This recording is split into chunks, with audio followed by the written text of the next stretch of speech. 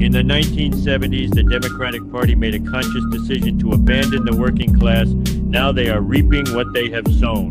They gambled on the idea that outsourcing jobs as a result of free trade would create an America that was primarily composed of the upper middle class.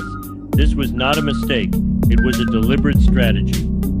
Take, for example, the 1971 book Changing Sources of Power by Fred Dutton. Dutton, who was the former campaign manager of Bobby Kennedy, argued that the party should move beyond appealing to its traditional base, workers, and instead focus on appealing to the youth movement, which was primarily made up of college-educated, white, and upper-middle-class kids from the suburbs. Dutton called them aristocrats en masse. Today we refer to this generation as the baby boomers, and they are still the party's main constituency. The Democratic Party was reeling after the defeat of Hubert Humphrey in the 1968 presidential election. Humphrey, who faced an uphill battle as he ran against both Richard Nixon and segregationist George Wallace, became the nominee thanks to a broken convention. When Humphrey lost, the party attempted to have a come-to-Jesus moment. They wanted to reassess their strategy and felt the hippies, who were transitioning into yuppies, would be their ticket back into power, rather than the working class. After significant defeats in subsequent elections and the disastrous presidency of Jimmy Carter, Al Frum, a former Carter advisor and party associate, launched the Democratic Leadership Council in 1985. The DLC felt that capturing the liberal-leaning youth was only part of the equation, and that the Democrats could also win over blue-collar workers if they appeared to be tougher on crime, more budget-conscious, and more aggressive towards the Soviet Union, rather than fighting the policies of Reagan. They coped with his popularity by simply copying many of his stances and rebranding them. The end result of this was Bill Clinton. Clinton proceeded to embrace deregulation more than any other president in modern history.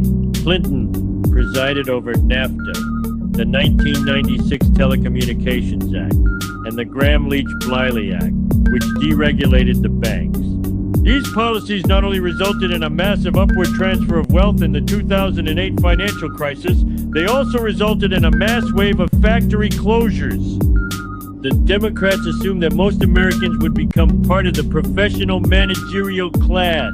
They would go to college and work in white-collar professions, spending their salaries on consumer goods produced in the third world. What actually happened? The cost of a college education soared by almost 110% in 30 years.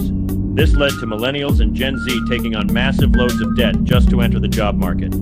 Worse yet, that job market became oversaturated with candidates who hold college degrees, making them effectively worthless.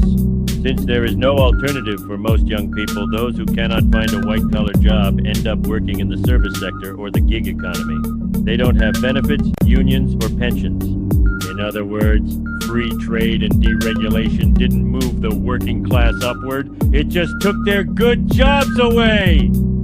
Now the party has a massive crack in its foundation, which it cannot repair. Younger progressives are drifting more and more towards the DSA, frustrated by the economic outlook for young people and the party's inability to take a firm stance on Israel.